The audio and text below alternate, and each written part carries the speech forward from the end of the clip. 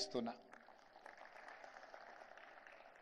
ఏ రాష్ట్రమైనా ఏ ప్రభుత్వమైనా policy document లేకుండా ఆ రాష్ట్రం అభివృద్ధి సాధిస్తుంది అని చెప్పి నేను అనుకోవడం లేదు.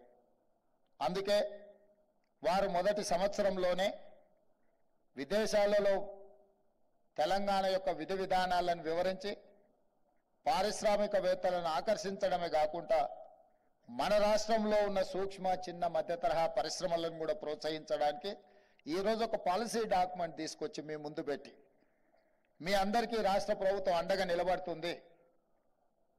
గత ప్రభుత్వం మీకు ఇచ్చిన మాట ఇన్సెంటివ్స్ విషయంలో గత ప్రభుత్వం ఇచ్చిన హామీని మా బాధ్యతగా తప్పకుండా వాటిని కొనసాగిస్తాం. వాటిని మీకు చెల్లించే విధంగా రాష్ట్ర ప్రభుత్వం ముందుకు వెళ్తుంది. ప్రభుత్వం అనేది continuous process. Government is continuous process. Political executives మారుతుండొచ్చు, కానీ ప్రభుత్వ విధానాలను కొనసాగించినప్పుడే రాష్ట్రం అభివృద్ధి చెందుతుందన్న విషయాన్ని మేము స్పష్టంగా విశ్వసిస్తున్నాం, నమ్ముతున్నాం. దానికి ఉదాహరణనే 94 నుంచి 2004 వరకు నాటి తెలుగుదేశం పార్టీ తీసుకొచ్చిన చంద్రబాబు నాయుడు గారు చేపట్టిన ఐటీ రెవల్యూషన్ని డాక్టర్ వైఎస్ రాజశేఖర రెడ్డి గారు వచ్చిన తర్వాత అంతకంటే వేగంగా ముందుకు తీసుకెళ్ళిండు. కాబట్టి ఇవాళ ఈ ప్రాంతంలో శిల్పారామం వచ్చింది, ఆ పక్కన హైటెక్ సిటీ వచ్చింది, ఈ ప్రాంతంలో వందల వేలాది ఐటీ కంపెనీలు వచ్చినాయి, ఔటర్ రింగ్ రోడ్ వచ్చింది, అంతర్జాతీయ ఎయిర్పోర్ట్ వచ్చింది. దీన్నే కాదు 1960 దశకంలో ఆనాటి కాంగ్రెస్ ప్రభుత్వం పండిత్ జవహర్లాల్ నెహ్రూ గారు, శ్రీమతి ఇందిరాగాంధీ గారు ఏర్పాటు చేసిన ఐడిపిఎల్ వల్లనే ఈరోజు దేశంలోనే ప్రపంచంలోనే ఫార్మా కంపెనీలో ఫార్మా ఇండస్ట్రీస్లో మనం అగ్రభాగాన నిలబడ్డాం. మన కోవిడ్ వచ్చి ప్రపంచాన్ని వణికించినప్పుడు 4 వ్యాక్సిన్లు ఈ దేశంలో కోవిడ్ వ్యాక్సిన్స్ తయారైతే 3 వ్యాక్సిన్స్ హైదరాబాదు తెలంగాణ రాష్ట్రం నుంచే ఉత్పత్తి చేసినాము. ఈ దేశంలో బల్క్ డ్రగ్స్ ప్రొడక్షన్లో తెలంగాణ రాష్ట్రం 35% స్టేక్ హోల్డర్. అంటే 1960sలో ఐడిపిఎల్ని ఏర్పాటు చేయడం, ఐడిపిఎల్లో పనిచేసిన ఉద్యోగులు, రీసెర్చ్ స్కాలర్స్ వాళ్ళందరూ ఏర్పాటు చేసిన ఫార్మా కంపెనీలే ఈరోజు ఈ స్థాయిలో తెలంగాణ రాష్ట్రం రావడానికి ఉపయోగపడ్డది. అదే కాదు, బట్టి విక్రమార్క గారు చెప్పినట్టు డిఫెన్స్ ఇన్వెస్ట్మెంట్స్ కానీ, బిహెచ్ఎల్ కానీ, ఇతర చాలా పరిశ్రమలు ఆనాడు పారిశ్రామిక విధానంలో తెలంగాణ ప్రాంతాన్ని హైదరాబాదు నగర కేంద్రంగా ఏర్పాటు చేసిన పరిశ్రమలు ఈరోజు ఒక చిన్న గ్రామంగా ఉండే బిహెచ్ఎల్ ఒక పెద్ద పట్టణంగా మారింది. ఈరోజు మాదాపూర్, కొండాపూర్ అనేది ఒక చిన్న గ్రామాలు, కానీ విత్ ఇన్ నో టైం ప్రపంచానికి ఒక డెస్టినీగా ఏదైనా ఇన్వెస్ట్మెంట్, ఏదైనా ఐటీ పరిశ్రమ చూడాలి అంటే ఈ ప్రాంతంకి రావాలి అంటే 95 to 2004 మధ్యలో జరిగిన ఏదైతే రిఫార్మ్స్ తీసుకొచ్చి ఈ ప్రాంతానికి ప్రాధాన్యత కల్పించిండ్రో అది ఈరోజు అత్యంత వేగంగా అభివృద్ధి చెందడం జరిగింది. ఇలాంటి విధానాలు ఆనాడు రాజకీయాలకు అతీతంగా కాంగ్రెస్ పార్టీ తీసుకొచ్చింది, కాంగ్రెస్ పార్టీ కొనసాగించింది. అందుకే ఈరోజు తెలంగాణ రాష్ట్రం అగ్రభాగాన ఐటీలో కానీ ఫార్మా రంగంలో కానీ ఈరోజు మనం రాణించగలుగుతున్నాం. పరిపాలనలో అనుభవం ఉన్న మేము కాంగ్రెస్ పార్టీ పరిపాలన విషయంలో ప్రభుత్వ విధానాలు, పరిశ్రమల ఏర్పాటు విధానంలో మాకు ఎలాంటి బేసిజాలు లేవు. మంచి పనులు ఎవరు చేసినా వాటిని కొనసాగిస్తాం. మంచి పనులు కొనసాగించడానికి కొంత కష్టమైన ఆ కష్టాలకు నిలబడి ఆ విధానాలని ముందుకు తీసుకువెళ్తాం. అదేవిధంగా కొన్ని రాష్ట్ర ప్రయోజనానికి విఘాతం కలిగించే అంశాలు ఏమైనా ఉంటే వాటిని తొలగించి నూతన విధి విధానాలను ఖరారు చేయడానికి మా ప్రభుత్వం ఏమాత్రం వెనక్కి పోదు. అందుకే మిత్రులారా, ఇప్పటిదాకా మా మిత్రులు చెప్పినట్టు చాలా వరకు తెలంగాణ రాష్ట్రంలో పట్టాలు పొంది విద్యార్థులు బయటకు వస్తున్నారు, కానీ ఉద్యోగ ఉపాధి అవకాశాలకు వెళ్ళినప్పుడు వాళ్ళు తెచ్చుకున్న పట్టా అక్కడ ఉన్న అవసరాలకు సరిపోవడం లేదు. ఈరోజు they are getting certificates, degrees or PGs, PhD. కానీ నిజంగా ఉద్యోగానికి వెళ్ళినప్పుడు, ఉపాధి కోసం వెళ్ళినప్పుడు ఈ చదువుకు అక్కడి అవసరానికి దెర్ ఇస్ ఎ గ్యాప్.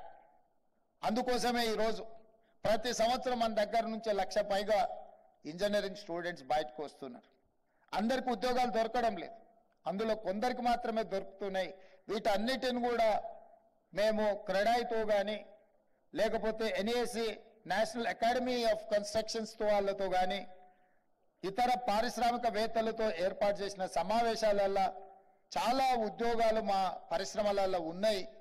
కానీ స్కిల్డ్ ఎంప్లాయీస్ ఎవరు మాకు దొరకడం లేదు, వెల్ ట్రైన్డ్ ఎవరు రావడం లేదు.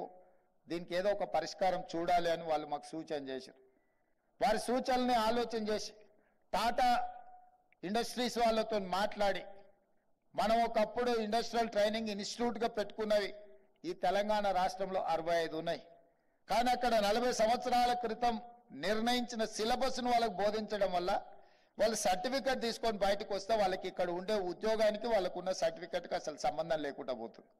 అందుకే టాటా ఇన్స్టిట్యూట్తో మాట్లాడి వాటిని అప్గ్రేడ్ చేయడానికి ఐటీఐలను కాస్త అడ్వాన్స్డ్ టెక్నాలజీ సెంటర్స్గా అక్కడ సాంకేతిక నైపుణ్యాన్ని అభివృద్ధి చేసి సిలబస్ను మార్చి వాళ్ళకి అక్కడ ట్రైనింగ్ ఇచ్చి అక్కడి నుంచే వాళ్లకు పరిశ్రమలకు ఉద్యోగ ఉపాధి అవకాశాలు కల్పించడానికి కాంగ్రెస్ పార్టీ ప్రభుత్వాన్ని ఏర్పాటు చేసిన మరుక్షణం టాటా యాజమాన్యంతో మాట్లాడి 2,400 కోట్ల రూపాయలతో వాటిని ఆధునీకరించే పనిలో మా ప్రభుత్వం నిమగ్నమైంది.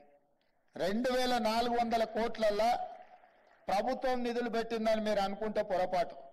కేవలం 300 కోట్ల రూపాయలు మాత్రమే రాష్ట్ర ప్రభుత్వం కేటాయిస్తే 2,100 కోట్ల రూపాయలను టాటా పరిశ్రమ సిఎస్ఆర్ ఫండ్స్ ద్వారా పెట్టి తెలంగాణ రాష్ట్రంలో వేలాది లక్షలాది నిరుద్యోగ యువకులకు శిక్షణనిచ్చి ప్రయోజకులుగా మార్చి వాళ్లకు ఉద్యోగ ఉపాధి అవకాశాలు కల్పించడానికి ఆ సంస్థ ముందుకు వచ్చింది.